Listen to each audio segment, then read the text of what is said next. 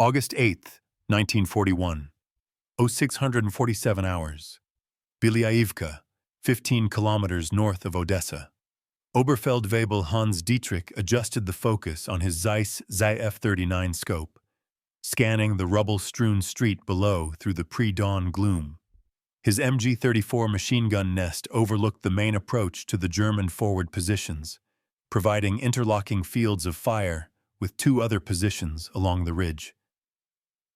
After 3 weeks fighting in Ukraine, the 34-year-old veteran of Poland and France had learned to trust his instincts. And this morning, something felt wrong. "Mueller," he whispered to his assistant gunner, "do you see movement? Near the burnt-out truck, maybe 60 meters." Gefreiter Klaus Mueller, 19 years old and fresh from training in Bavaria, squinted through the dim light. "I don't see anything, Herr Oberfeldwebel. Maybe a cat?" Dietrich kept watching.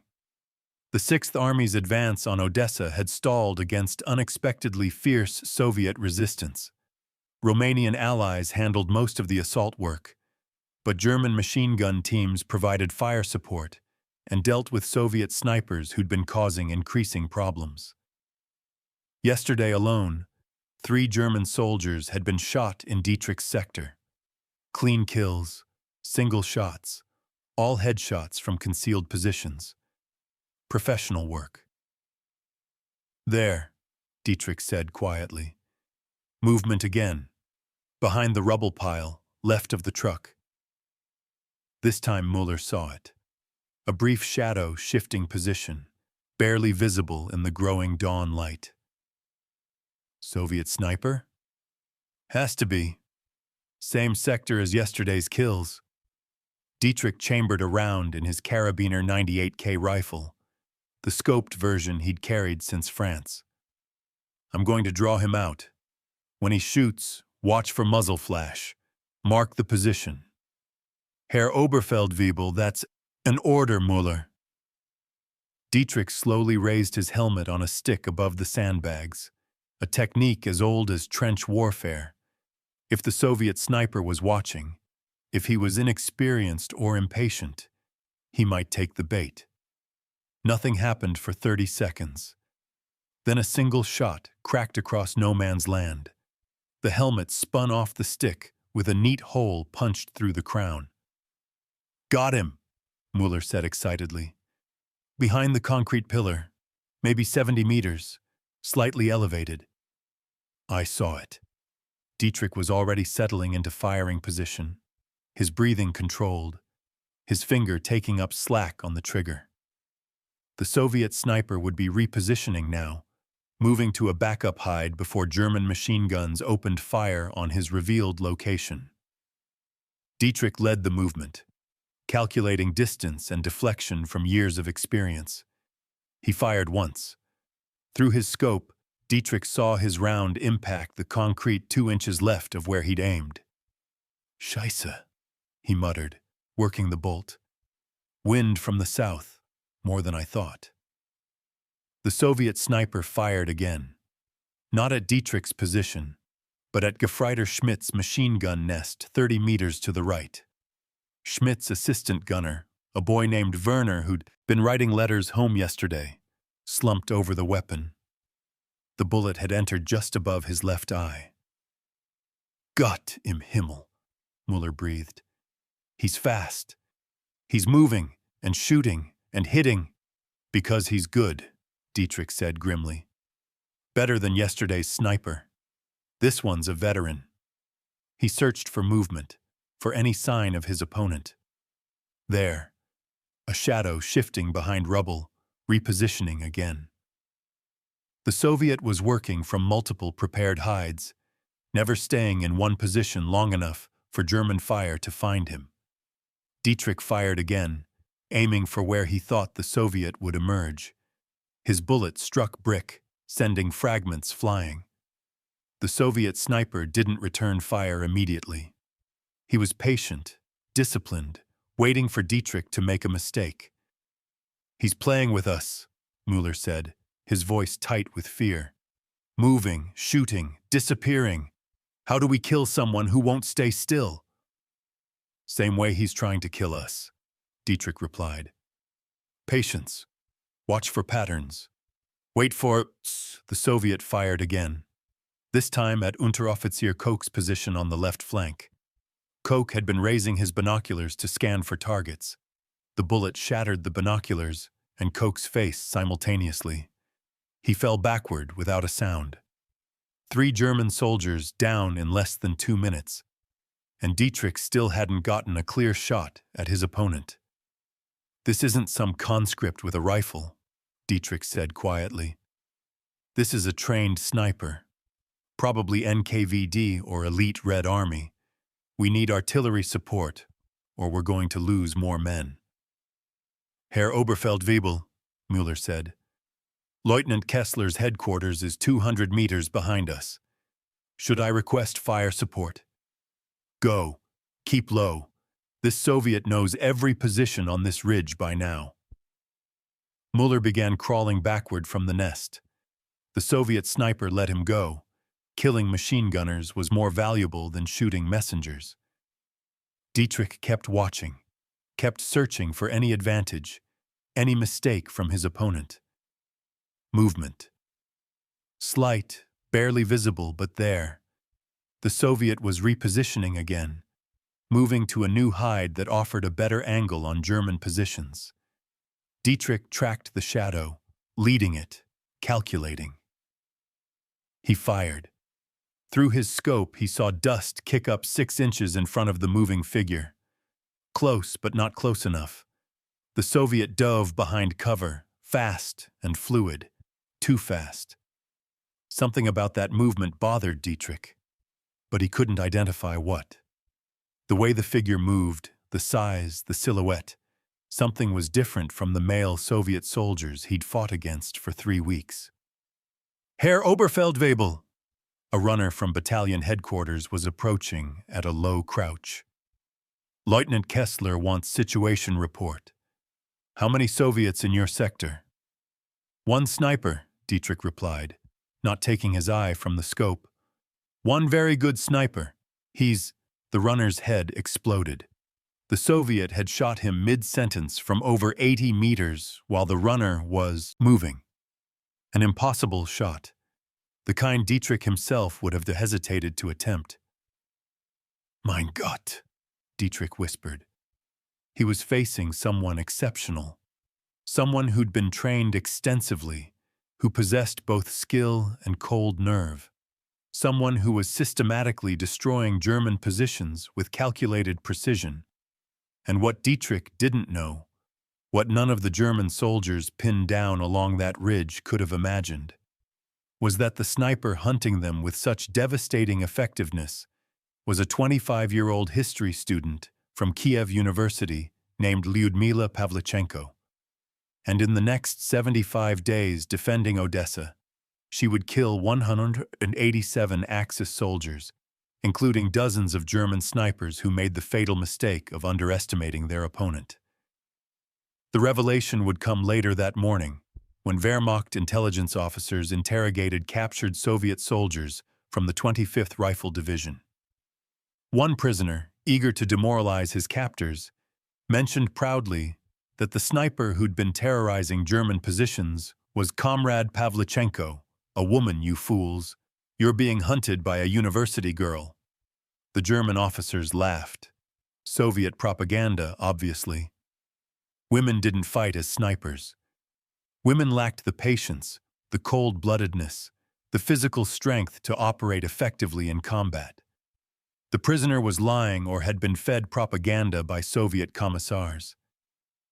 But Hauptmann Friedrich Weber, the intelligence officer recording prisoner statements, filed the report anyway. It included the prisoner's claim along with a notation. Unconfirmed. Likely propaganda intended to undermine morale. No evidence exists of female Soviet snipers operating in this sector. Weber was wrong. The evidence was written in blood across no man's land, recorded in the tally marks Pavlichenko kept in her notebook, documented in the growing stack of death notifications being sent to German families whose sons and husbands had fallen to an enemy they'd never seen, never suspected, and wouldn't have believed existed even if told. By August 1941, when Pavlichenko arrived at the Odessa front, the Soviet Union had already made a decision that would prove psychologically devastating to Wehrmacht forces. They would train women as combat snipers, not as auxiliary troops, not as support personnel, but as frontline killers tasked with hunting German soldiers through their rifle scopes. The decision emerged from grim necessity and ideological opportunity. Soviet casualties in the opening weeks of Operation Barbarossa exceeded 2 million soldiers. The Red Army needed every able-bodied person capable of fighting. But the decision also reflected Soviet ideology about gender equality. Propaganda the Nazis considered absurd, but which now manifested as bullets striking German soldiers from rifles held by women the Wehrmacht believed belonged in kitchens and factories. Lyudmila Pavlichenko had walked into an Odessa recruiting office on June 25, 1941, 3 days after Hitler launched Operation Barbarossa. At 24 years old, she was in her 4th year studying history at Kiev University. She was also an expert marksman, having spent years training at WWII shooting clubs, earning her Voroshilov sharpshooter badge, and completing courses at a military sniper school. The recruiter looked at the young woman in front of him, attractive, well-educated, no visible scars or calluses suggesting military experience, and suggested she'd be better suited for nursing or clerical work. "I'm here to join the infantry," Pavlichenko replied. "I can shoot." "Young lady, I have my marksmanship certificates. I've completed sniper training. I qualify for combat duty." The recruiter studied her documents, his skepticism deepening. The certificates were legitimate. The training was documented. But sending a university student, a woman, into combat against German veterans seemed absurd. "Wait here," he finally said. 30 minutes later, Pavlichenko stood on a hillside overlooking German-occupied positions near Belyayevka. A junior officer handed her a Mosin-Nagant rifle with a PE 4X scope. "2 Romanian soldiers are coordinating artillery fire from that tree line. 400 meters. If you can hit both targets, you're accepted." Pavlichenko settled into position, controlling her breathing, calculating wind and distance with the precision of years of practice. The first Romanian fell with a bullet through his chest. The second, alerted by his comrade's death, tried to run. Pavlichenko tracked his movement, led him by 3 body lengths, and fired. He collapsed mid-stride. "You're in," the officer said simply. "Report to the 25th Rifle Division. They need snipers." And on August 8, 1941, she recorded her first 2 official German kills. Officers near Belyayevka shot from concealed positions while German machine gunners searched frantically for a Soviet sniper they assumed was male, experienced, and probably NKVD trained. They were right about everything except gender. Oberfeldwebel Dietrich never learned his opponent's identity that morning. By the time artillery support arrived and German forces advanced to clear Soviet positions, Pavlichenko had withdrawn with her unit, leaving no trace except spent cartridges and the bodies of 5 German soldiers who died without ever seeing their killer. But the pattern had begun. Across the Odessa front, German soldiers were being killed by snipers whose tactics seemed unusually patient, unusually precise, and, though German intelligence refused to acknowledge it, often operated with a discipline that suggested extensive training rather than battlefield improvisation.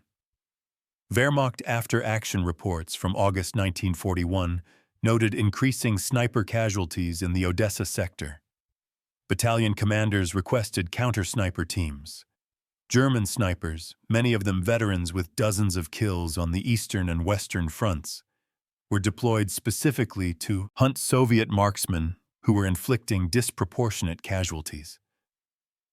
What these German snipers discovered, slowly and with growing disbelief, was that they were sometimes facing opponents who not only matched their skills but systematically eliminated them in sniper duels that could last days. Obergefreiter Martin Stein, a sniper with 19 confirmed kills from France and the early Soviet campaign, engaged in a 3-day duel with a Soviet sniper near Odessa in September 1941. His spotter, Gefreiter Lucas Braun, recorded the encounter in letters that survived the war. Martin was confident at first. He'd killed French, British, and Soviet snipers before. But this one was different. Never stayed in one position. Never took rushed shots. Never revealed position unnecessarily. On the 3rd day, Martin thought he'd located the hide. He was lining up his shot when a single round came from a completely different position, 70 meters away. The Soviet had been letting Martin search for 3 days, waiting for him to commit to a position he couldn't leave quickly. Stein died instantly from a headshot. Braun crawled back to German lines, shaken and unable to explain how a Soviet sniper had outplayed one of their best marksmen. The Soviet sniper who killed Stein was never identified by German intelligence. But Soviet records credit Pavlichenko with eliminating a German sniper in that exact sector during that exact time frame. One of her 36 sniper kills, trained German marksmen who'd made the fatal mistake of thinking their opponent would fight by rules they expected. By October 1941, when Romanian forces finally captured Odessa after 2.5 months of brutal fighting, Pavlichenko had recorded 187 confirmed kills. Each kill verified by witnesses, each one recorded in Soviet documentation, each one representing a German or Romanian soldier who never returned home. The Wehrmacht still didn't believe Soviet propaganda about female snipers.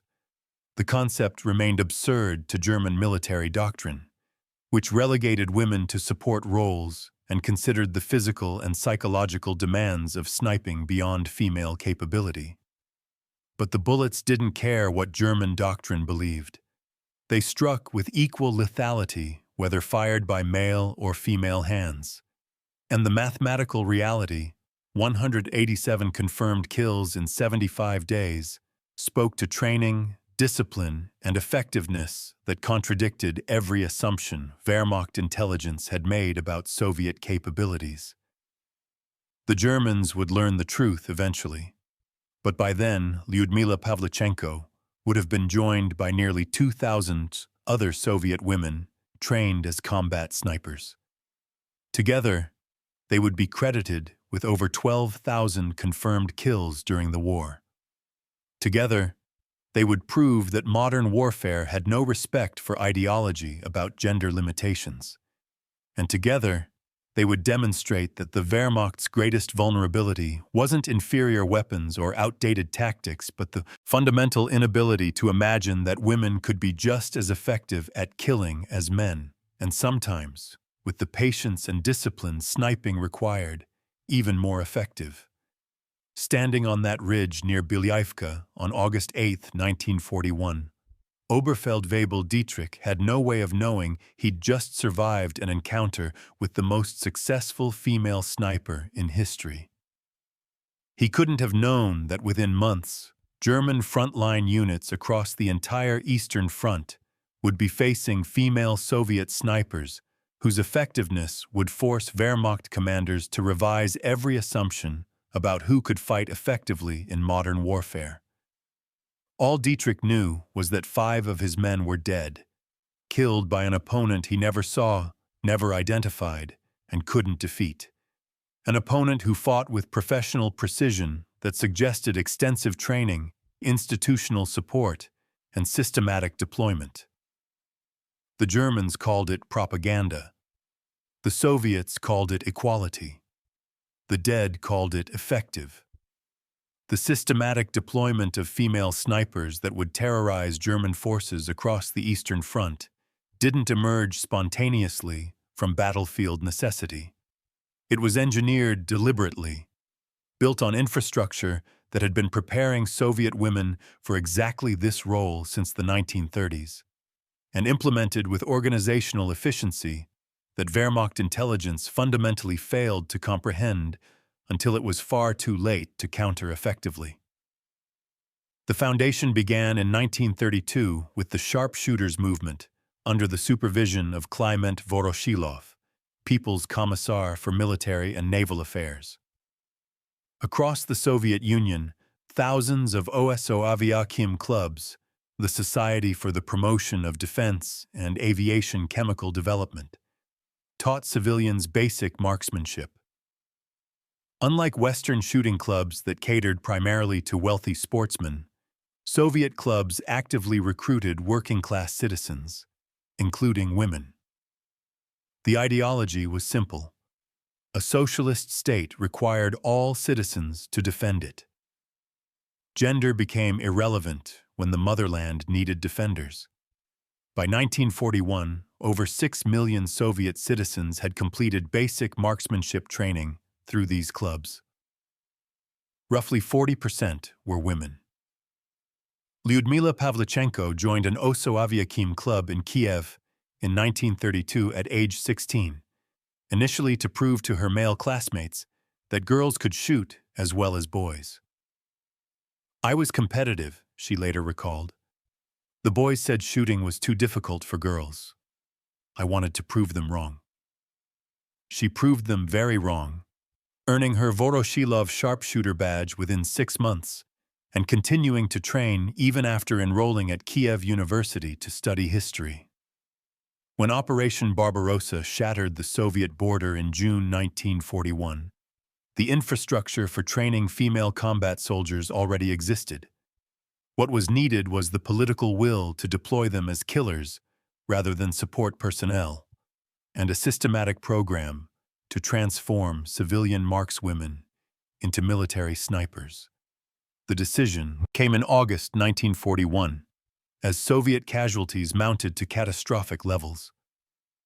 The Central Committee authorized the formation of specialized training programs specifically for female snipers. By March 1942, the Central Women's Sniper Training School opened at Veshnyaki, a village near Moscow, under the command of Major Nora Chegodayeva-Eremenko. The training program was brutal, comprehensive, and made no concessions to gender. Female students trained 10 to 12 hours daily in conditions designed to replicate frontline combat. They crawled through mud and snow, learned camouflage techniques in forests and urban ruins, practiced marksmanship in rain, wind, and darkness. They studied ballistics, trajectory calculation, range estimation, and the psychology of stalking human prey. Nina Lobkovskaya, who enrolled in the program in December 1942 after her father was killed fighting at Voronezh, described the training. "They didn't treat us like women. They treated us like future snipers. We carried the same loads as men. We shot the same courses of fire. We learned to crawl through barbed wire with rifles strapped to our backs, to lie motionless for hours in freezing rain waiting for targets, to calculate wind drift and bullet drop under stress." Many girls quit in the first weeks. Those who stayed became harder than we'd ever imagined possible.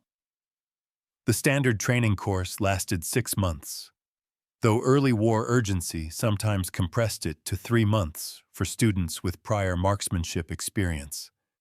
Upon graduation, each woman received a Mosin-Nagant model 1891-30 sniper rifle, the same weapon issued to male snipers, fitted with either a PE or PA optical scope. The Mosin-Nagant wasn't a precision instrument by modern standards. It was a bolt-action rifle chambered in 7.62 for 54 mm, reliable, rugged, and accurate enough to kill a man at 800 meters in trained hands. The PE scope offered 4x magnification. Later PU scopes were simpler, more durable, easier to manufacture. The weapon required strength to operate. The bolt was stiff, the recoil significant. But female snipers adapted, using proper technique rather than brute force. The rifle weighed 4 kilograms loaded, Lobkovskaya recalled. After carrying it for 12 hours through mud while crawling between positions, it felt like 20 kilograms. But we learned. You use your entire body to work the bolt, not just your arm. You brace against the recoil with proper stance.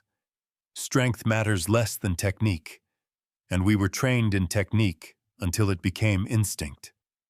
German intelligence first encountered concrete evidence of systematic female sniper deployment in November 1941, when Wehrmacht forces captured Soviet positions near Leningrad and discovered training materials, sniper logs, and identification documents belonging to female Red Army snipers.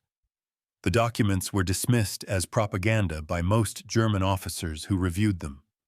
Hauptmann Werner Schulz, an intelligence officer with Army Group North, filed a report on November 17, 1941.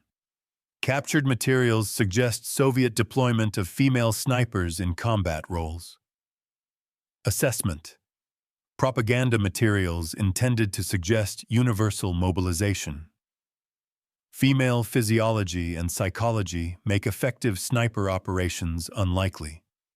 Recommend monitoring for confirmation, but current evidence suggests exaggeration of limited auxiliary roles. The assessment was wrong in every particular, but it reflected Wehrmacht doctrine so completely that contradictory evidence was systematically ignored for months. The reality was unfolding across the entire Eastern Front.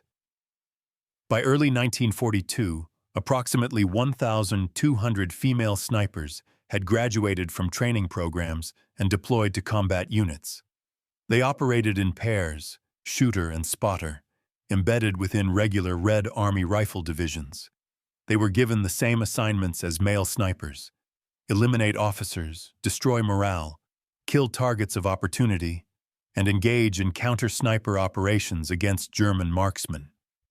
And they were devastatingly effective. The reasons for their effectiveness went beyond Soviet propaganda about equality. Female snipers possessed several advantages that Soviet doctrine recognized and exploited. They tended to be more patient in hides, willing to wait hours or days for perfect shots rather than taking rushed opportunities. They were generally smaller and lighter than male soldiers, making them easier to conceal in cramped positions. And critically, German soldiers didn't expect female opponents, which meant Wehrmacht forces often failed to take precautions they'd use against known sniper threats. Rosa Shanina, a 19-year-old from Arkhangelsk, who joined the sniper program in 1943 after 3 of her brothers were killed fighting Germans, exemplified the cold effectiveness Soviet training produced. Her diary, kept throughout her service, revealed the psychological transformation required.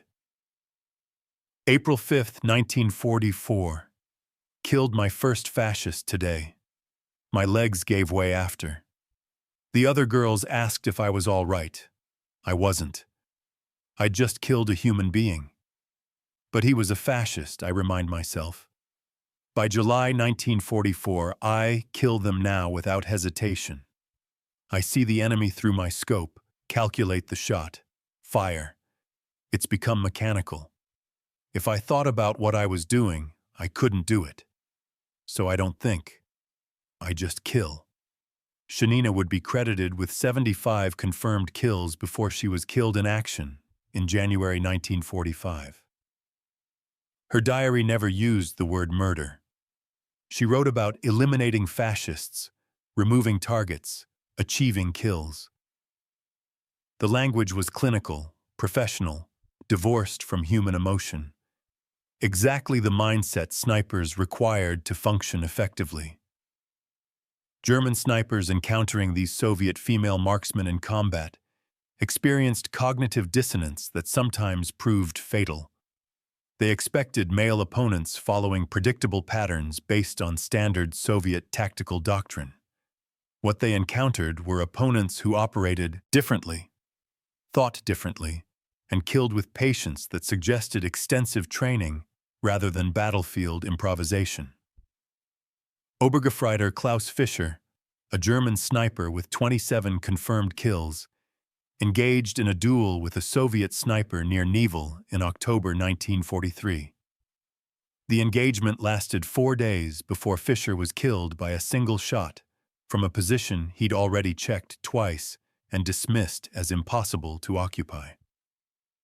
His spotter, Gefreiter Paul Hartmann, survived and was interrogated after capture. His testimony, recorded by Soviet intelligence and later found in archives, revealed the Germans' fatal assumption.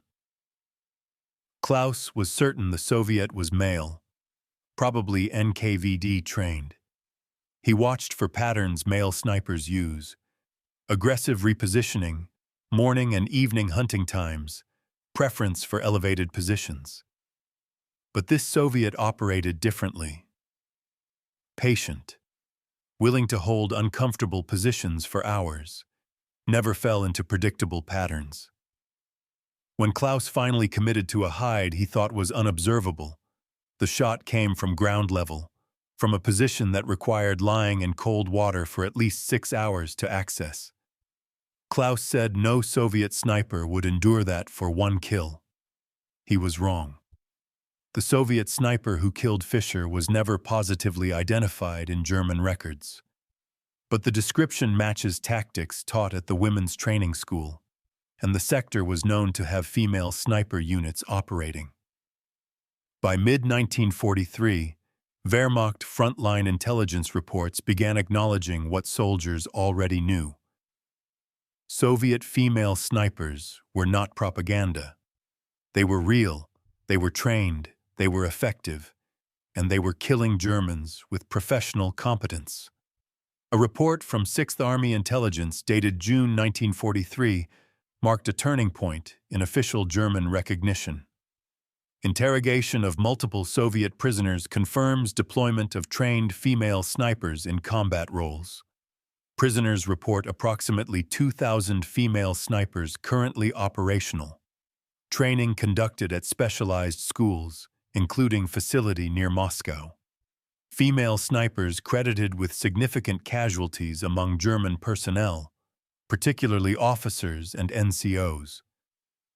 Recommend counter-sniper operations adjust tactics to account for documented operational patterns of female Soviet marksmen.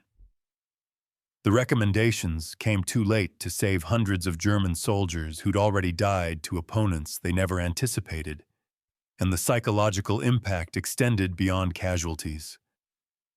German soldiers found being killed by women psychologically destabilizing in ways that deaths from male Soviet soldiers weren't. Wehrmacht propaganda emphasized German martial superiority and masculine warrior culture. The Nazis' entire ideology rested on hierarchies of race and gender.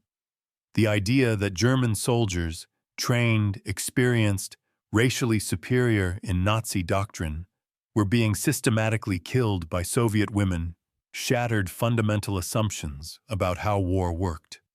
Gefreiter Heinrich Bauer, wounded in 1944 and evacuated to Germany, described the impact in letters to his family. "We know there are Russian women with rifles hunting us.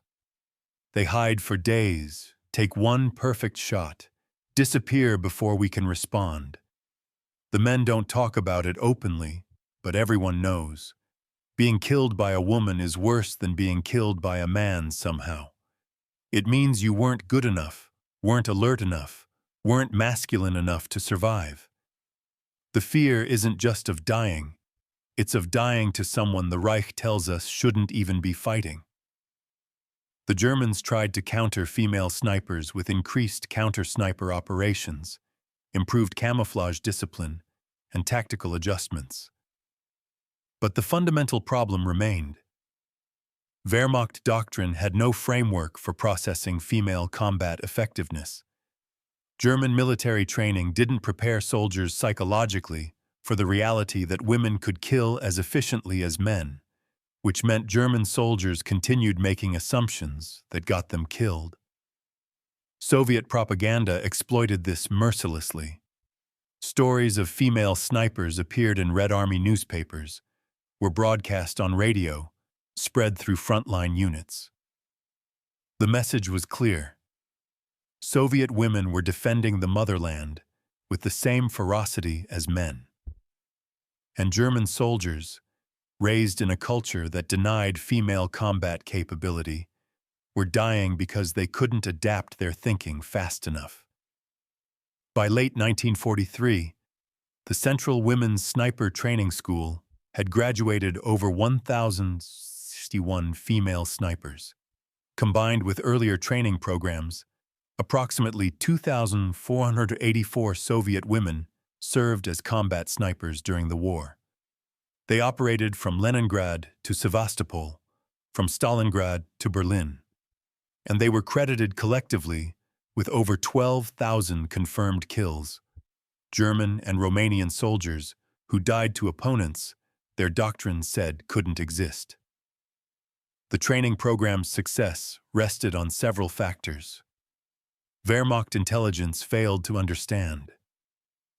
Soviet ideology genuinely promoted gender equality in ways Nazi Germany considered absurd, which meant institutional support existed for female combat roles. The Osoaviakim clubs had created a pipeline of trained markswomen before the war began, giving the Red Army a resource pool no other nation possessed. And critically, Soviet military doctrine pragmatically assessed combat effectiveness without ideological barriers about what women could accomplish. German doctrine, by contrast, remained trapped in assumptions that female soldiers were propaganda, auxiliary personnel, or desperation measures by a failing enemy. Even when evidence mounted that Soviet female snipers were professionally trained and combat effective, Wehrmacht leadership struggled to acknowledge what that meant about their own ideological blindness. The stage was set for encounters that would shatter German confidence completely.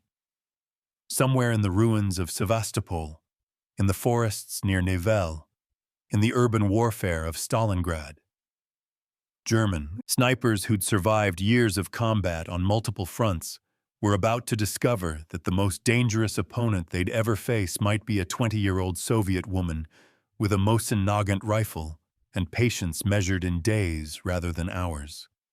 November 11th, 1941. The Siege of Sevastopol. Day 8. Hauptfeldwebel Erwin König settled into his hide at 0430 hours, 2 hours before dawn, moving with the deliberate precision of a man who'd stayed alive through 3 years of war by never rushing, never assuming, never underestimating any opponent. The hide was perfect, a collapsed apartment building on the city's northern defensive perimeter, 3rd floor, accessible only through a tunnel of rubble that concealed his approach and exit. He'd prepared it over 2 days, clearing sight lines, establishing multiple firing positions, memorizing every angle. The window opening gave him a 180-degree view of Soviet defensive positions across a no-man's land of cratered streets and destroyed vehicles. König was 42 years old, a Bavarian factory foreman before the war, and currently the most successful sniper in the 46th Infantry Regiment with 63 confirmed kills. Poland, France, Yugoslavia, and now 7 weeks on the Eastern Front. He'd killed British officers at Dunkirk, French resistance fighters in occupied villages, Yugoslav partisans in mountain passes, 63 men who'd made the mistake of presenting themselves as targets when Koenig was watching. His spotter, Obergefreiter Matthias Lang, crawled into position beside him. At 24, Lang was young enough to be Koenig's son, but experienced enough to have survived 5 months on the Eastern Front. "The sector is quiet, Herr Hauptfeldwebel. No movement since we arrived." "They're there," Koenig replied, his eye already pressed to the Zeiss ZF-42 scope mounted on his Karabiner 98K. "Yesterday, 3 of our men were killed in this sector. Clean kills, single shots, all from concealed positions. Professional work. The Soviet sniper is operating somewhere in those ruins." "How do you know it's one sniper? Could be multiple." "It's one," Koenig interrupted. "Same tactical signature, same patience, same precision. This isn't random fire. This is someone hunting us specifically and doing it well." Lang pulled out his spotting scope and began scanning Soviet positions. "What's the plan?" "We wait. We watch. We learn their patterns." Koenig's voice carried the flat certainty of long experience. "Every sniper has habits, movement rhythms, preferred positions. We identify the patterns. We find the hide. We take the shot." They watched in silence as dawn broke over Sevastopol's ruins. The city had been under siege since late October, when German and Romanian forces surrounded it after capturing the rest of Crimea. The Soviet garrison, over 100,000 soldiers and sailors, defended with fanatical determination. Every building became a fortress, every street a killing ground, every day a battle of attrition that consumed lives with industrial efficiency. At 0647 hours, a German lieutenant from the 132nd Infantry Regiment made the fatal mistake of standing fully upright to observe Soviet positions through binoculars. The shot came from somewhere in the ruined apartment blocks 300 meters east, dropping the officer instantly. The crack of the rifle reached Koenig's position a fraction of a second after impact. "There," Lang said, scanning frantically with his spotting scope. "Did you see muzzle flash?" "No flash," Koenig replied calmly. "Shooter was deep in shadow, probably in a prepared hide. Note the angle. Shot came from 2nd or 3rd floor, approximately 300 meters east-northeast. That narrows it down to maybe 6 possible buildings." "Should we report the position?" "Not yet. Right now we know approximately where the Soviet is. If we call artillery, they'll relocate and we start over. Better to wait, let them think they're safe, catch them making another shot." They waited. Koenig controlled his breathing, kept his muscles relaxed, conserved energy. Sniping was 95% patience, 5% execution. Rush the execution, die from impatience. At 10:23 hours, a German medic crossed open ground carrying a stretcher toward a wounded soldier. The Soviet sniper fired again, hitting the medic in the chest. The shot came from the same general sector, but a different position. The shooter had moved between hides, exactly as Koenig would have done. "Smart," Koenig muttered. "They don't stay in one position. They shoot, move, resettle. That's professional discipline." "How many hides do you think they have prepared?" Lang asked. "At least 4, probably 6. All pre-positioned, all with covered approaches and exits. This Soviet has been planning their operations for days." Koenig felt a slight stirring of professional respect. Whoever was hunting German soldiers across this sector possessed skills that matched or exceeded most German snipers Koenig had worked with. The day continued with agonizing slowness. Koenig and Lang watched Soviet positions, noting movement patterns, identifying possible hides, building a tactical picture. At 15:34 hours, the Soviet fired again, killing a German machine gunner who'd been incautious repositioning his weapon. Again, the shot came from a different position than the previous two. "They're good," Lang admitted. "Better than the Soviets we've faced before." "Much better," Koenig agreed. "This isn't a conscript with a rifle. This is someone who's been trained extensively, who understands fieldcraft, who thinks tactically." He studied the Soviet sector through his scope, analyzing angles and distances. "Tomorrow, we hunt them properly." They withdrew from their hide at 1900 hours, moving carefully through darkness to avoid becoming targets themselves. At the regimental command post, Koenig reported to Hauptmann Dieter Wolfram, the battalion intelligence officer. "We have a Soviet sniper operating in Sector 7, Koenig explained. "Professional level, 3 confirmed kills today, all from different positions. They're using multiple prepared hides, never staying in one location long enough to be targeted." "Can you eliminate them?" Wolfram asked. "Given time, yes. But this will be a duel, not an execution. This Soviet knows what they're doing." "We're losing too many men to snipers in that sector," Wolfram said. "Officers, NCOs, specialists. It's affecting morale. Whatever it takes, Koenig. I want this Soviet dead." "Understood, Herr Hauptmann." That night, Koenig lay in his billet thinking about his opponent.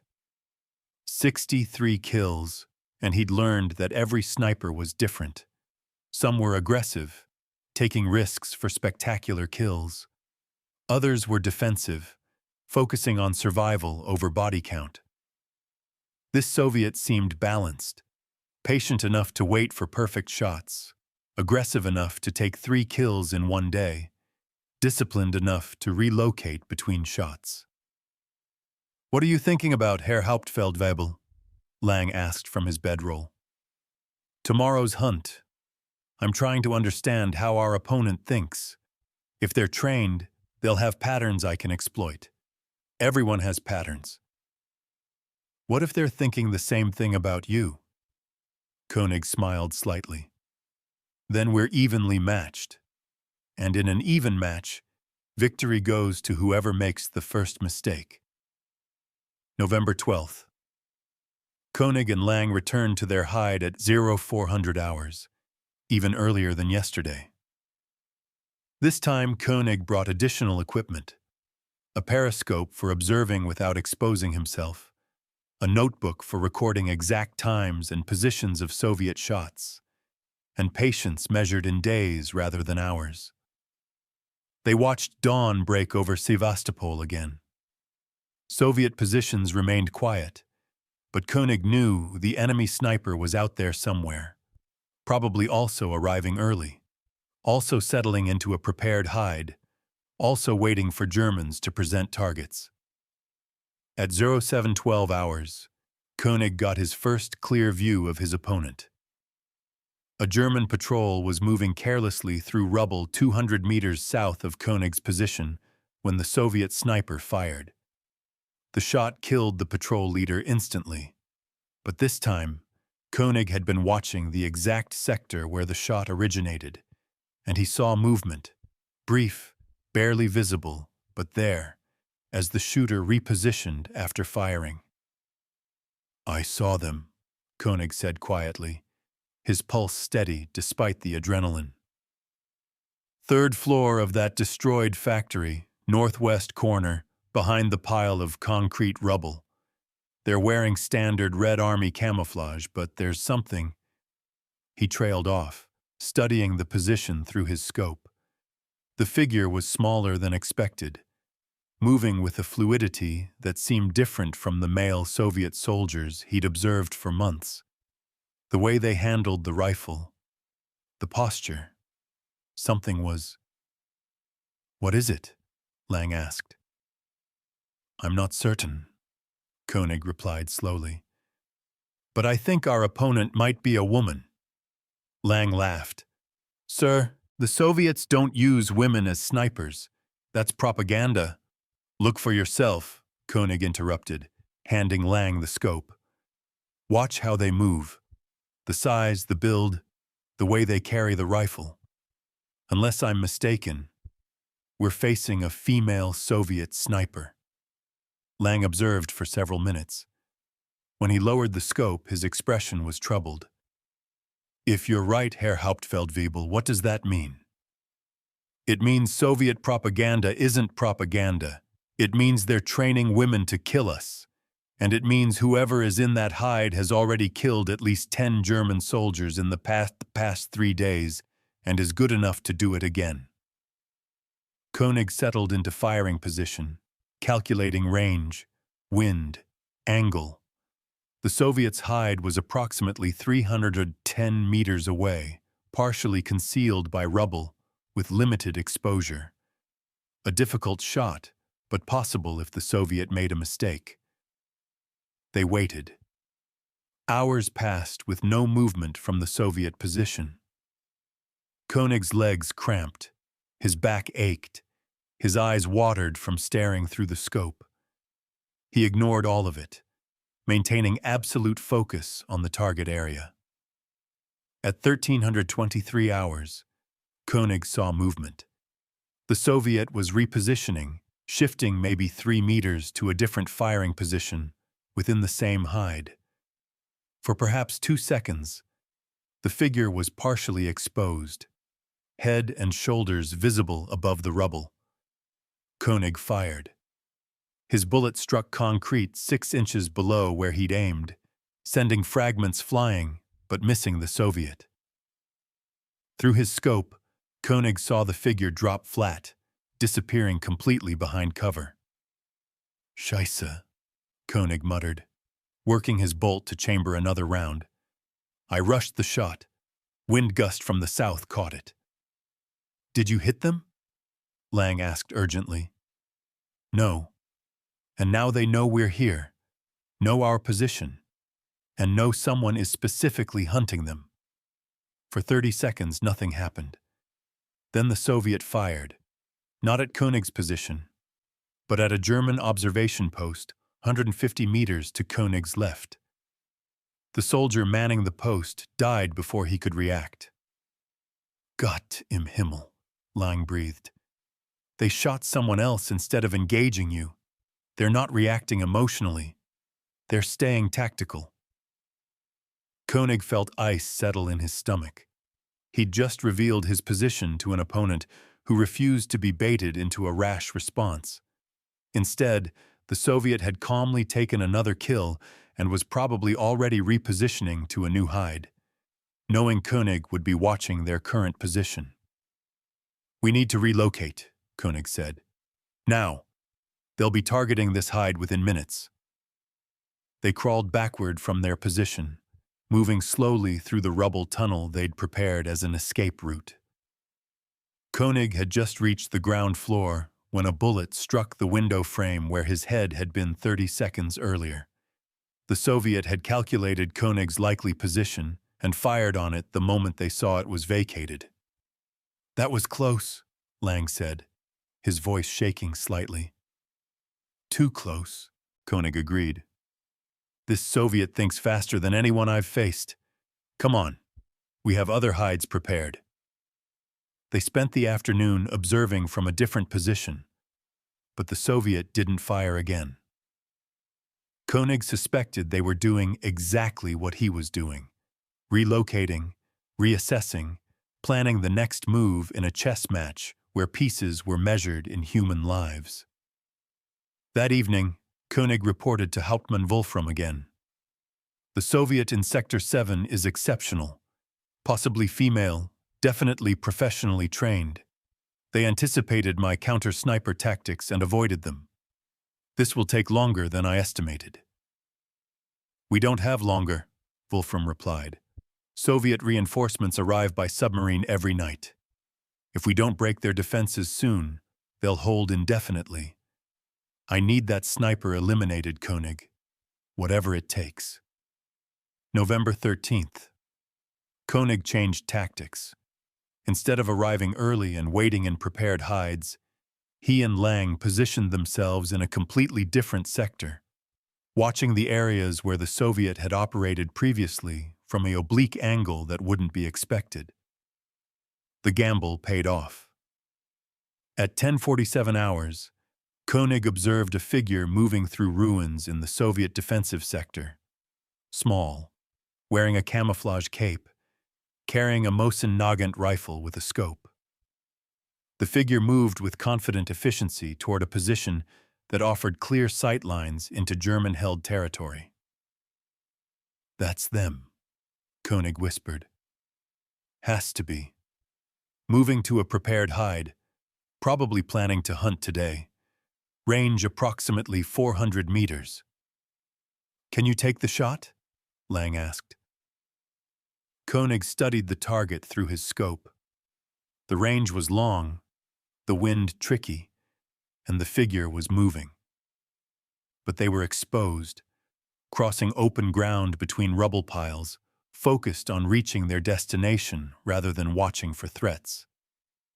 Koenig controlled his breathing, calculated wind drift and bullet drop, led the moving target by 3 body lengths, and gently squeezed the trigger.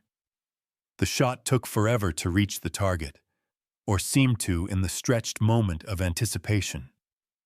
Koenig saw dust kick up 3 feet behind the moving figure, who dove instantly to the ground and rolled behind cover with speed that suggested extensive training in reacting to incoming fire. "Missed," Koenig said flatly. "Wind gust again. This wind is cursed." But something had changed. The Soviet knew someone was specifically targeting them, knew approximately where Koenig was positioned, and most importantly, knew this was a deliberate duel rather than random danger. For the next 6 hours, neither sniper fired.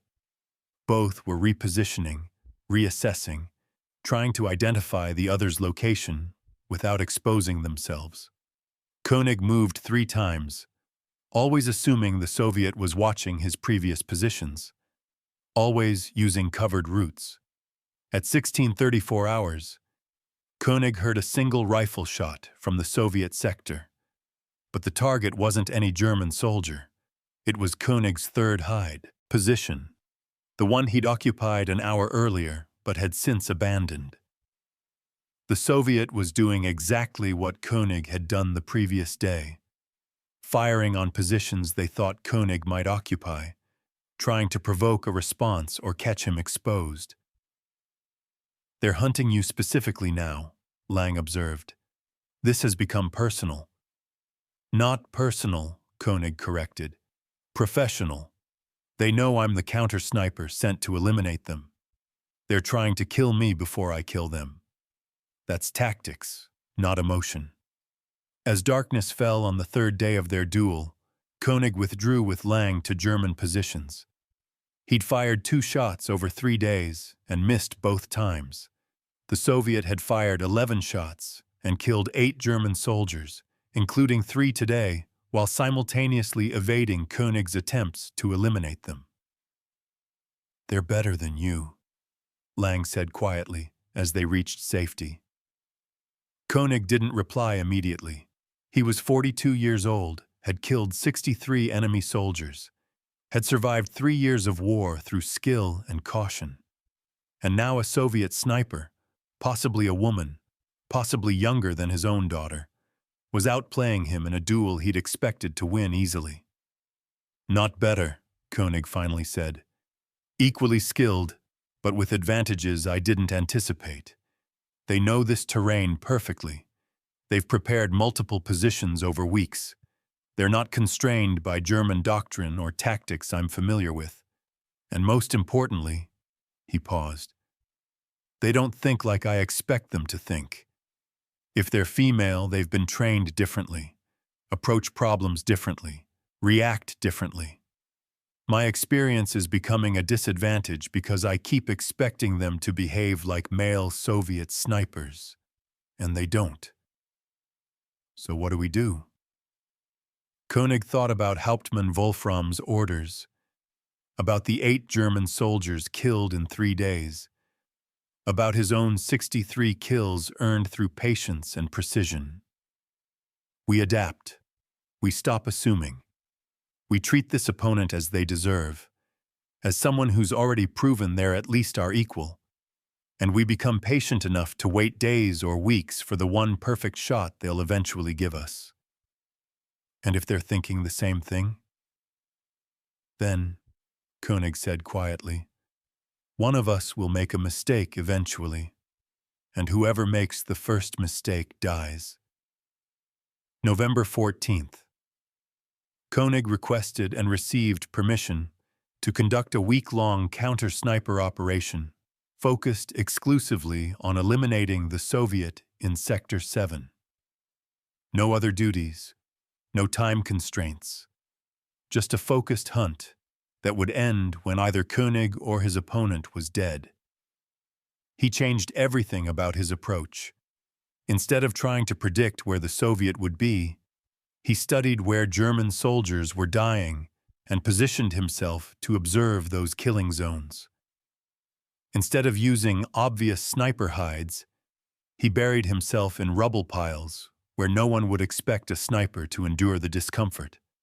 Instead of trying to outthink his opponent, he simply waited with inhuman patience for them to reveal themselves.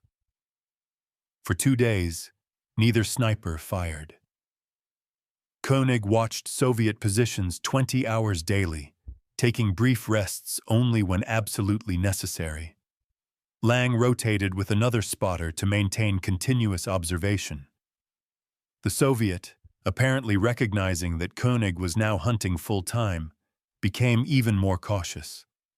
On November 16th, at 14:19 hours, Koenig saw movement. The Soviet sniper was repositioning between hides, crossing 15 feet of open ground. The exposure lasted perhaps 4 seconds, enough time for Koenig to acquire the target, calculate the shot, and fire. His bullet struck the Soviet in the right shoulder, spinning them around. Through his scope, Koenig clearly saw his opponent's face for the first time. Definitely female, young, shock and pain written in her expression as she fell behind cover. "Hit!" Lang shouted. "You hit them!"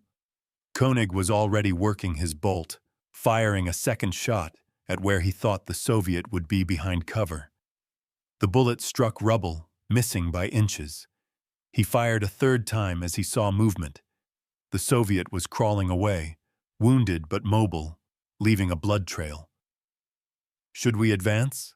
Lang asked. "They're wounded. They might—" "No," Koenig said sharply. "Wounded animals are most dangerous, and that's no animal. That's a trained soldier who's still armed, still dangerous, and now very motivated to survive." He watched the blood trail disappear into the Soviet defensive positions. "I hit them. Eventually they'll die from that wound or be evacuated. Either way, they're out of this fight." But Koenig was wrong. The Soviet sniper he'd shot was Lyudmila Pavlichenko, and the wound, while painful, wasn't immediately life-threatening. She would continue fighting for another 7 months at Sevastopol before being evacuated in June 1942 after being wounded for the 4th time. By then, her kill count would reach 309 confirmed kills, including 36 German snipers who'd made the fatal mistake of underestimating their opponent. Koenig would never know he'd faced the most successful female sniper in history. He'd simply know that he'd fought the hardest duel of his career against an opponent who'd taught him that assumptions about who could kill effectively in modern warfare were worthless when those assumptions were wrong. He survived Sevastopol. He survived Stalingrad. He survived until March 1944, when he was killed by a Soviet sniper near Vitebsk. Shot from a hide he'd already checked twice and dismissed as impossible to occupy. The Soviet sniper was never identified, but witnesses reported the shooter was small, possibly female, and disappeared after taking the kill without attempting to claim credit or trophies. Perhaps it was poetic justice. Perhaps it was coincidence. Or perhaps it was simply mathematics. When 2,484 female Soviet snipers operated across the Eastern Front, with 12,000 confirmed kills between them, the odds favored any German sniper eventually facing one again, whether they recognized the threat or not. What began as isolated encounters in Odessa and Sevastopol metastasized across the entire Eastern Front by 1943. Wehrmacht intelligence reports that had dismissed female Soviet snipers as propaganda in 1941 were filing casualty statistics by 1943 that couldn't be explained away, couldn't be ignored, and couldn't be countered effectively despite German tactical adjustments. The scale of deployment became clear through captured Soviet documents and interrogated prisoners. By mid-1943, approximately 2,000 female snipers operated from Leningrad to the Caucasus. They weren't concentrated in single units where German forces could plan around them. They were distributed throughout regular Red Army rifle divisions, embedded in mixed-gender sniper teams, operating independently or in pairs across hundreds of miles of front line. German attempts to track specific female snipers failed because Soviet doctrine rotated them between sectors, prevented unnecessary personal identification, and treated them as interchangeable tactical assets rather than propaganda personalities. What Wehrmacht intelligence wanted, a list of names, units, and locations, didn't exist in useful form. What existed instead were thousands of German soldiers dying to opponents they never saw, never identified, and often never suspected were female until after capture or death. At Stalingrad, where urban warfare created optimal sniping conditions, female Soviet snipers operated with devastating effect through the 5 months of close-quarters combat.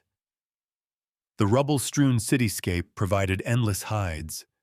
The close ranges negated many advantages of German optical superiority, and the psychological pressure of house-to-house fighting created conditions where German soldiers made fatal mistakes.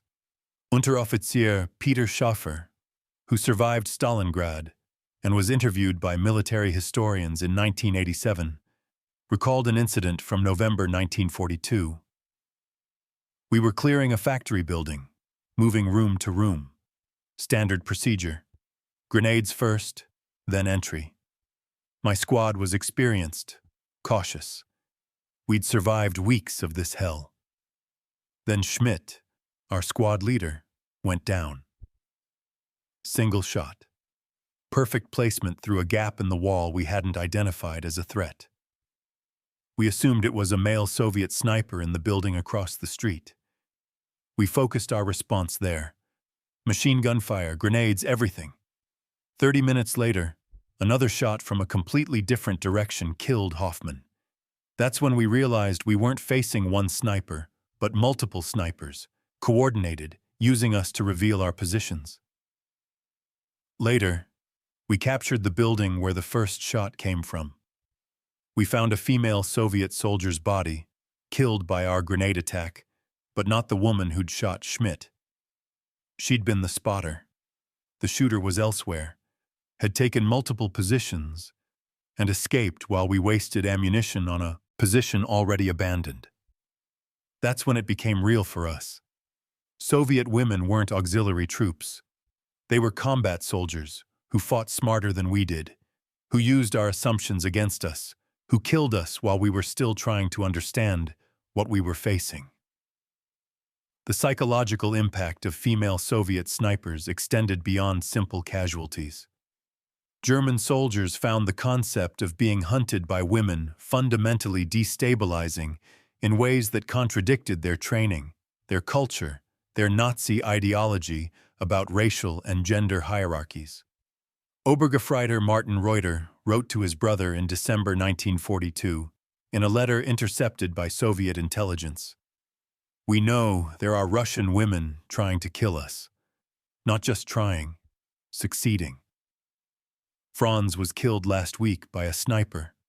The spotter we killed afterward was a woman, maybe 20 years old, who'd been lying in frozen mud for God knows how long to observe our positions. She had a notebook with sketches of our defenses, notes about which officers moved at what times, details about our routines we didn't know we had. This wasn't random shooting. This was systematic intelligence collection and targeted elimination of command personnel by a woman. The men don't talk about it openly because it makes us look weak, like we can't defend ourselves against women. But everyone knows. Everyone is more afraid now because we can't rely on our assumptions anymore. Any position could have a Soviet sniper. Any movement could be your last. And you might die without ever knowing if it was a man or woman who killed you, which somehow makes it worse. German tactical responses evolved through 1943 as frontline units developed countermeasures based on hard experience rather than doctrine. Snipers began assuming all Soviet marksmen were equally dangerous, regardless of gender. Reconnaissance patrols doubled their observation time before movements. Officers stopped displaying rank insignia that made them priority targets. Machine gun teams changed positions more frequently. But every adaptation came at a cost in time, efficiency, and psychological strain. The most effective German counter-sniper operations came from units that abandoned ideological assumptions entirely and treated female Soviet snipers as the professional soldiers they demonstrably were. These units suffered fewer casualties but required officers willing to contradict Nazi doctrine about female inferiority, which limited adoption across Wehrmacht forces. By 1944, as Soviet forces began their massive offensives pushing Germans back across Eastern Europe, female snipers operated in every major campaign. Nina Lobkovskaya, commanding a platoon of female snipers by February 1945, fought through the Vistula Oder offensive, the liberation of Poland, and ultimately into Germany itself. Her unit specialized in what Soviet doctrine called firing point elimination, systematically identifying and destroying German defensive positions through precision fire that bypassed frontal assault casualties.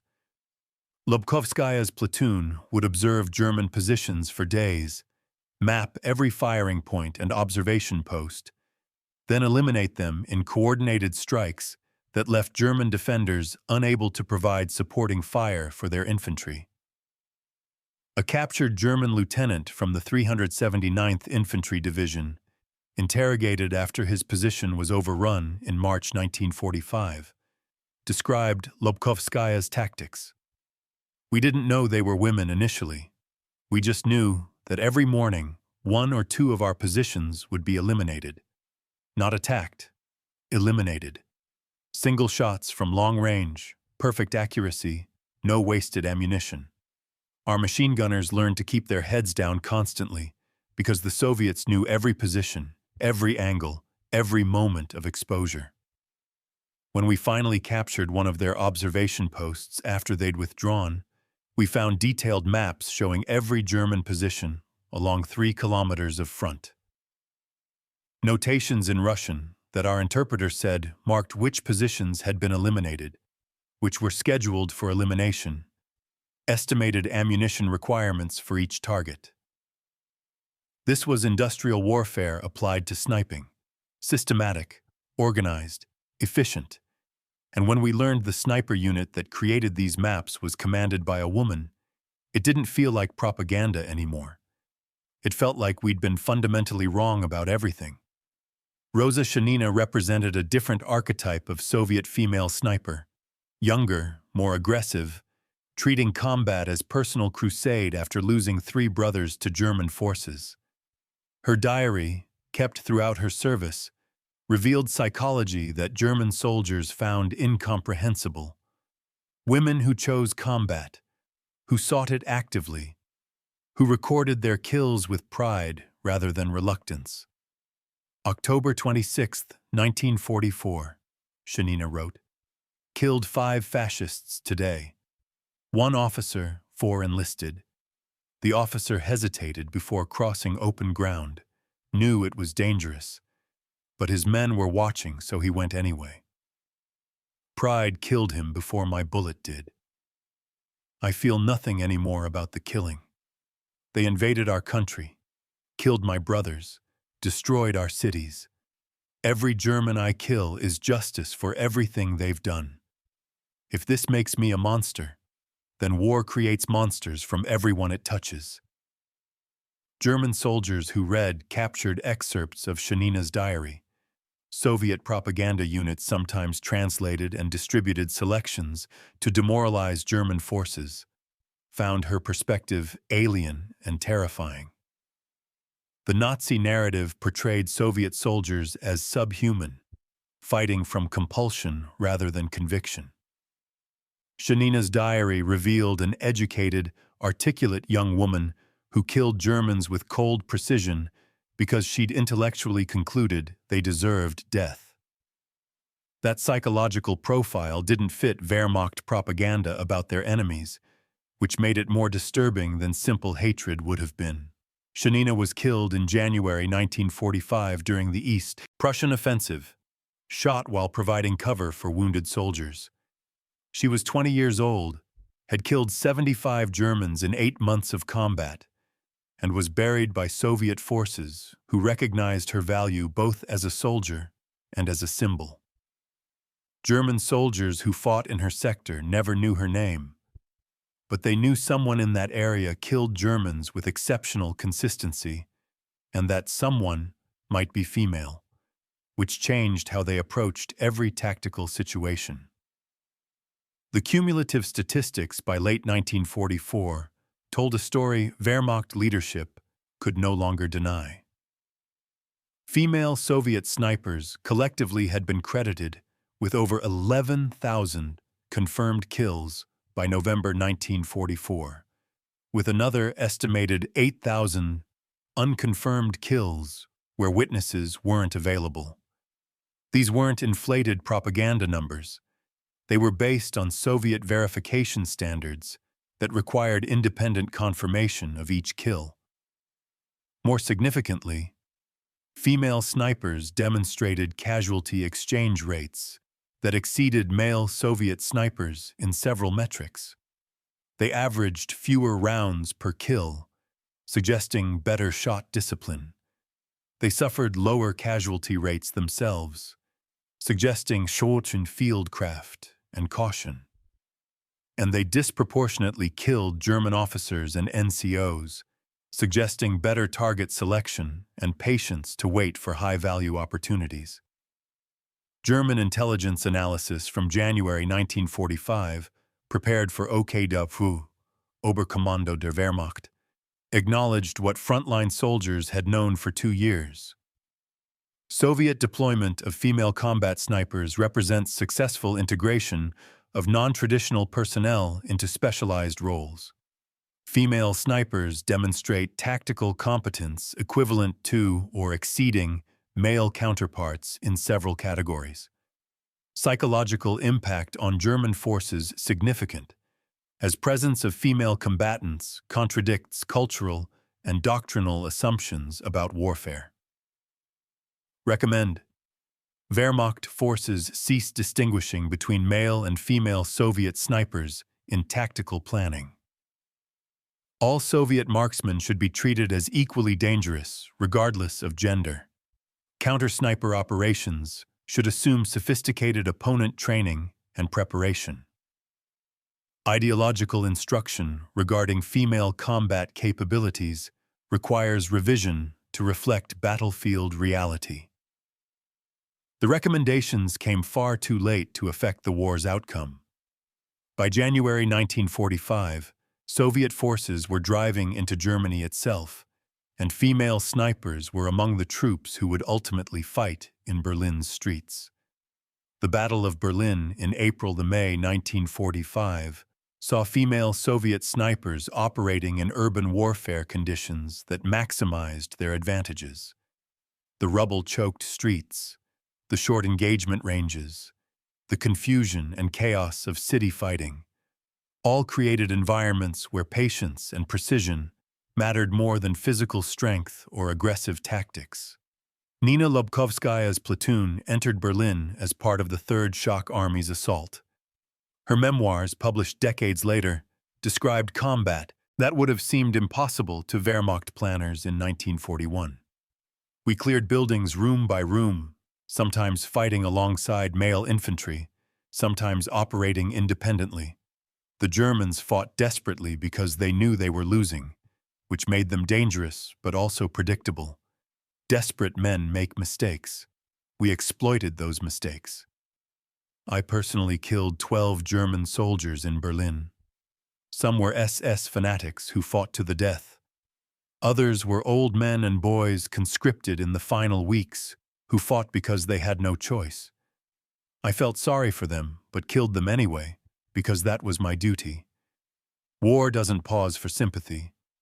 The fascists who invaded our country created this situation. We were finishing what they started. German defenders in Berlin who survived to surrender reported encountering female Soviet soldiers in multiple combat roles: infantry, tankers, pilots, snipers, combat engineers. The presence of women in Soviet assault units fighting for the Reichstag itself symbolized how completely Nazi ideology about gender limitations had been disproven through 4 years of Eastern Front combat. Hauptmann Friedrich Schultz, who dismissed reports of female Soviet snipers in November 1941 as propaganda, was captured in Berlin in May 1945. During his interrogation, he was shown photographs of female Soviet snipers who'd fought in the Berlin operation, including several who'd been killed in action. One photograph showed a young woman, perhaps 19, still clutching her Mosin-Nagant rifle, killed while defending a position against German counterattack. I didn't believe it in 1941, Schultz told his interrogators. I thought it was propaganda, Soviet desperation, impossible claims. But I saw them during the Berlin fighting. Women with rifles, fighting beside men, shooting Germans who'd assumed women couldn't fight effectively. I watched a female Soviet sniper kill 3 of my soldiers in 10 minutes from a position we'd already checked and dismissed as unoccupied. She'd been there for hours, waiting, patient, professional. Everything we'd said women couldn't do, she did better than most male soldiers I'd commanded. We lost the war to many things: superior Soviet numbers, American production, strategic mistakes, Hitler's insanity. But we also lost because we refused to believe evidence that contradicted our ideology. Soviet women fought. They fought well. They killed tens of thousands of German soldiers. And we spent 4 years denying that reality, because admitting it would have required admitting our entire worldview was wrong. By the time we understood, it was far too late.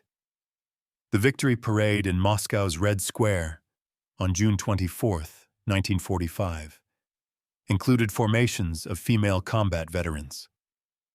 Among them were surviving snipers, including Lyudmila Pavlichenko, Nina Lobkovskaya, and dozens of others whose names never became famous, but whose contributions to Soviet victory were undeniable. They marched in uniform, carrying the weapons they'd used in combat, displaying medals earned for killing German soldiers in quantities that Wehrmacht doctrine said women couldn't achieve. German prisoners of war, working in Moscow's reconstruction under Soviet supervision, watched the parade. Some recognized the female soldiers for what they were: combat veterans who'd fought against Wehrmacht forces. The recognition came too late for the thousands of German soldiers those women had killed, too late for the ideology that had blinded German forces to threats they never anticipated. What began as isolated encounters in 1941 had become systematic deployment by 1943, had evolved into acknowledged tactical reality by 1944 and concluded with female Soviet snipers among the soldiers raising victory banners over Berlin's ruins in 1945. The transformation wasn't just tactical, it was psychological, ideological, and ultimately strategic. Soviet willingness to deploy women in combat roles provided capabilities. Wehrmacht ideology made it impossible to match, creating asymmetric advantages that contributed to German defeat. The mathematics were merciless. 2,484 female Soviet snipers, 12,000 confirmed kills collectively, 500 survivors out of 2,484 trained, an 80% casualty rate that testified to both how dangerous sniping was and how willing Soviet women were to accept those casualties to defend their country. Every one of those 12,000 kills represented a German soldier who died to an opponent Nazi ideology said couldn't exist, shouldn't fight, and wouldn't be effective even if deployed. The Germans had been wrong about everything, and by the time they understood how wrong, the war was already lost. The Central Women's Sniper Training School at WWII graduated its final class in April 1945, as Soviet forces fought through Berlin's streets just 1,800 kilometers to the west. The ceremony was brief. Soviet Union was still at war, still counting casualties, still needing every trained soldier it could produce. But the statistics represented by those final graduates told a story that would have seemed impossible 4 years earlier. Total graduates from the program: 1,061 female snipers trained at WWII alone. Additional programs at various military districts trained another 1,423 women in sniper operations. Combined total, 2,484 female combat snipers deployed between 1941 and 1945. Of those 2,484 women, approximately 500 survived the war. The casualty rate, 80%, testified to how dangerous sniping was and how willingly Soviet women accepted those risks. The confirmed kill total defied Wehrmacht assumptions so completely that German intelligence initially refused to calculate it. When forced to compile numbers for post-war analysis, the statistics were devastating. 12,000 confirmed German and Axis soldiers killed by female Soviet snipers. Another estimated 8,000 unconfirmed kills where witnesses weren't available to verify. 20,000 German families who received death notifications for sons and husbands killed by opponents Nazi ideology declared couldn't exist. But behind the statistics were individual stories that revealed what those numbers meant in human terms. Lyudmila Pavlichenko's 309 confirmed kills represented 309 German and Romanian soldiers who never returned home. Men who'd had families, who'd been conscripted or volunteered, who'd fought because their government demanded it.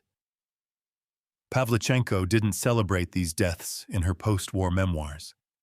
She described them clinically, professionally, as a historian documenting facts rather than a warrior boasting of victories. "I killed 309 fascist invaders," she stated during her 1942 propaganda tour of America. Not men, fascist invaders. The distinction was crucial to how Soviet female snipers processed what they'd done. They weren't murderers. They were defenders eliminating threats to the motherland.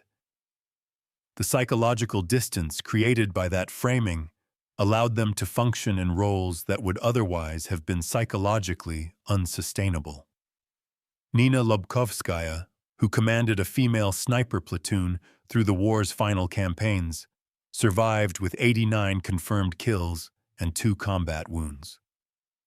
After demobilization in 1945, she returned to Moscow, earned a history degree, and worked for over 20 years at the Central Lenin Museum. She gave presentations about the war to students, describing her experiences without glorification or apology. In a 1974 interview, Lobkovskaya was asked if she regretted killing 89 Germans.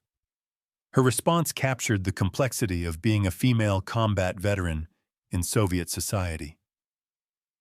"I regret the war that made killing necessary. I regret that German fascism invaded our country and forced us to defend ourselves. I don't regret defending my country effectively. The Germans who died to my rifle died because Hitler sent them to conquer Soviet territory. If they'd stayed home, they'd still be alive. That responsibility rests with their leadership, not with me. Do I think about the men I killed? Yes. Do I lose sleep? Sometimes. But I also think about the Soviet soldiers whose lives I saved by eliminating German officers and machine gunners. I think about the cities we liberated, the concentration camps we freed, the fascist regime we helped destroy. The killing was necessary. I'm not proud of it, but I'm not ashamed of it either. It was my duty, and I performed it as well as I could." The post-war lives of Soviet female snipers revealed the complex reality of being combat veterans in a society that simultaneously celebrated and marginalized them. They were heroes of the Soviet Union, awarded medals and honored in propaganda. But they were also women who'd violated gender norms through violence, which made reintegration into peacetime society difficult. Klavdia Grigorievna, who survived 4 years of frontline combat and returned home at age 21, found that her hair had turned completely white from stress. She'd grown 4 inches taller during the war from the physical demands of combat operations. And she'd forgotten how to wear civilian clothes, how to walk without tactical awareness, how to interact with people who hadn't experienced what she'd experienced. The men who came home from the war were celebrated as heroes and given jobs, respect, opportunities, Grigorievna recalled in 1983. We women who fought were interrogated about our morals, asked inappropriate questions about what we'd done to survive, treated as damaged goods rather than veterans. The motherland needed us during the war. After victory, the motherland wanted us to forget we'd been soldiers and become housewives. That transition was harder than combat in some ways. German veterans who survived the Eastern Front carried their encounters with female Soviet snipers as memories that contradicted everything their ideology had taught them.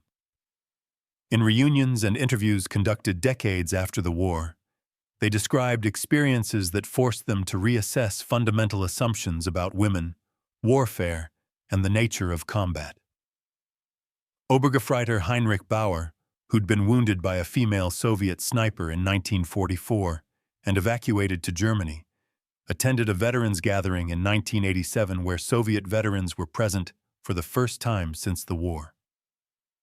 He approached an elderly Russian woman who identified herself as having served in a sniper unit. Through a translator, Bauer asked her a question that had haunted him for 43 years. "Did you ever regret killing Germans?" The woman, he never learned her name, considered the question carefully before responding, "I regret that killing was necessary. I don't regret that I was good at it. You invaded our country. You killed millions of our people. You destroyed our cities. We defended ourselves. If that makes me a killer, then I'm a killer who stopped fascists from conquering my homeland. I can live with that." Bauer later described the encounter.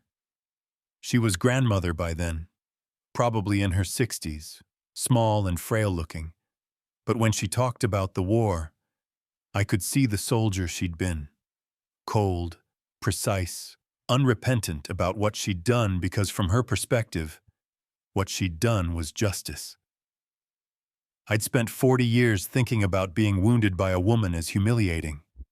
She'd spent 40 years thinking about Germans she'd killed as necessary elimination of threats. We'd fought the same war from completely different moral frameworks. Neither of us was wrong from our perspective. That's what made it tragic. The German military establishment struggled for decades to incorporate lessons from Soviet female snipers into their doctrinal understanding. Official West German military histories published in the 1950s and 1960s acknowledged Soviet use of female snipers, but often minimized their effectiveness or attributed their success to Soviet numerical superiority rather than individual competence. It wasn't until the 1980s, when feminist military historians began examining wartime records more critically, that the full scope of female Soviet sniper effectiveness became acknowledged in Western military literature. American, British, and German military academies began studying Soviet training methods, tactical deployment, and operational results without the ideological barriers that had prevented accurate assessment during and immediately after the war. The United States military, which had categorically refused to allow women in combat roles during World War II, gradually began reconsidering those restrictions based partly on documented Soviet success with female combatants. The process took decades. American women weren't officially allowed in combat positions until the 1990s, and the first female Army sniper didn't graduate until 2021. But the Soviet example demonstrated that doctrinal assumptions about female combat effectiveness were ideology, not biology. In 1995, 50 years after the war's end, a remarkable gathering occurred in Moscow. Surviving female Soviet combat veterans, including former snipers, pilots, and tankers, met for a reunion organized by the Russian government. Among the attendees were Nina Lubkovskaya, now 71 years old, and several dozen other women who'd fought on the Eastern Front. German veterans were invited as gestures of reconciliation. Some attended, including men who'd fought against Soviet forces and might have faced female snipers without knowing it. The conversations were awkward, emotional, and profoundly important. One exchange, recorded by a journalist covering the event, captured the transformation that had occurred over 5 decades. A German veteran asked a former Soviet female sniper, "Did you hate us when you were killing us?" She replied, "I hated what you represented. Fascism, invasion, destruction. I didn't know you as individuals, so I couldn't hate you personally. But I hated that you were in my country, that you threatened my people, that you had to be stopped." The hatred was ideological, not personal. When I looked through my scope, I didn't see human beings. I saw targets. That was necessary for me to function. If I'd thought of you as human beings like myself, I couldn't have pulled the trigger. The German veteran nodded slowly. "We were taught you were subhuman, that Soviet soldiers were barbaric, that women couldn't fight. Every assumption was wrong. I lost friends to Soviet snipers, maybe to women, maybe not. We never knew. That uncertainty was almost worse than the killing itself. We couldn't trust our assumptions about anything anymore." Lyudmila Pavlichenko died on October 10, 1974, at age 58 from a stroke. She'd spent the post-war decades as a historian and researcher for the Soviet Navy, living quietly in Moscow, giving occasional interviews about her wartime service, but generally preferring to discuss history rather than her personal experiences.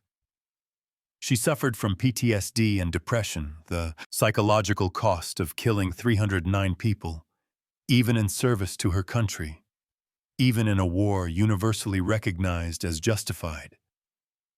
Her funeral was attended by hundreds of veterans, Soviet officials, and ordinary citizens who recognized her name from wartime propaganda. She was buried in Moscow's WWII cemetery with military honors. 2 commemorative postage stamps were issued, one in 1943 while she was still alive, another in 1976 honoring her memory. American folk singer Woody Guthrie's song, Miss Pavlichenko, ensured her name would be remembered in the West, as well as in the Soviet Union. But perhaps the most fitting tribute came not from official commemorations, but from a letter discovered in German military archives in 1998. Written in December 1941 by Hauptmann Friedrich Weber, the same intelligence officer who'd dismissed early reports of female Soviet snipers as propaganda, the letter was addressed to his superior officer, but never sent, found among Weber's personal effects after he was killed at Stalingrad in 1943. "We were wrong about Soviet women," Weber wrote. "Not slightly wrong, fundamentally wrong. We assumed they couldn't fight because our ideology said they couldn't fight. We saw evidence they were fighting and dismissed it as propaganda because accepting the evidence would require admitting our ideology was false. By the time we acknowledged they were killing us effectively, we'd already lost thousands of soldiers to opponents we'd been trained not to recognize as threats. The Reich told us we were superior, that our enemies were inferior, that women belonged in homes, not on battlefields. Every assumption was wrong, and every wrong assumption cost German lives. I don't know how many Wehrmacht soldiers have died to female Soviet snipers. Hundreds, certainly. Probably thousands. Each one died because we were ideologically blind to reality. That's not combat failure. That's doctrinal failure. And it's killing us."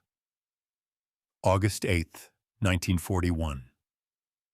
The same morning that opened this story. Oberfeldwebel Hans Dietrich survived the encounter with Lyudmila Pavlichenko near Bilyivka. He continued fighting through the Odessa campaign, was wounded twice, evacuated to Germany, and returned to combat at Stalingrad, where he was killed in November 1942 by a Soviet sniper whose identity was never determined. In his final letter home, written 3 days before his death, Dietrich reflected on 15 months of Eastern Front combat. "We were told this would be a quick victory over subhuman Bolsheviks. Instead, we've faced the most determined resistance I've experienced in 3 years of war. The Soviets fight better than the French, better than the British, and they're willing to sacrifice everything to defend their country. The strangest part is the women. We see them in combat roles, snipers, machine gunners, even pilots. At first we laughed. Then we started dying.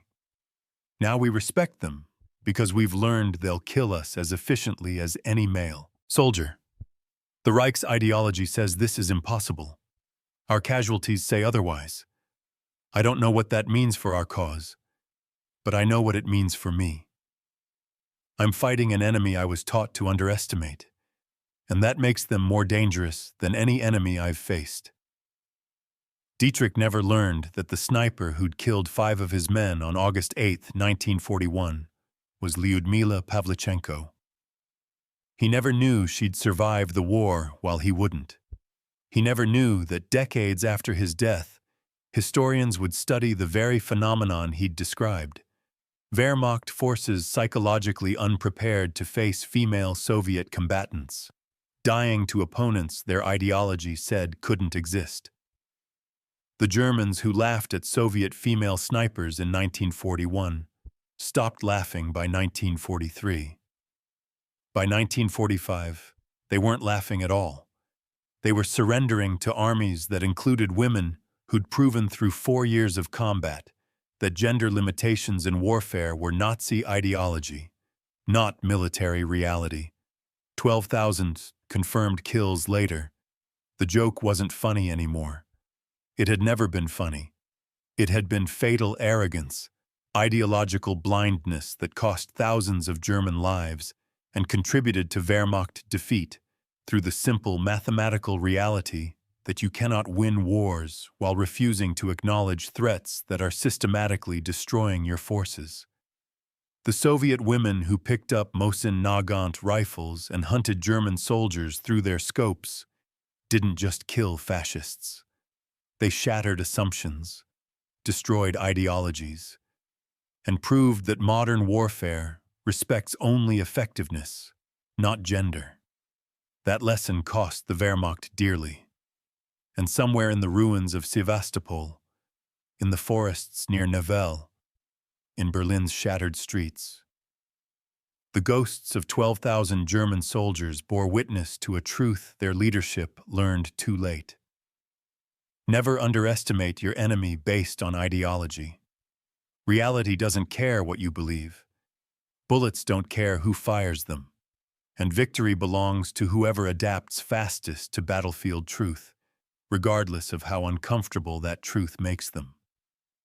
The German snipers who dominated the Eastern Front in 1941 met their match in Soviet women who refused to be victims, who trained to be killers, who fought with cold precision until the swastika fell and the red banner rose over the Reichstag.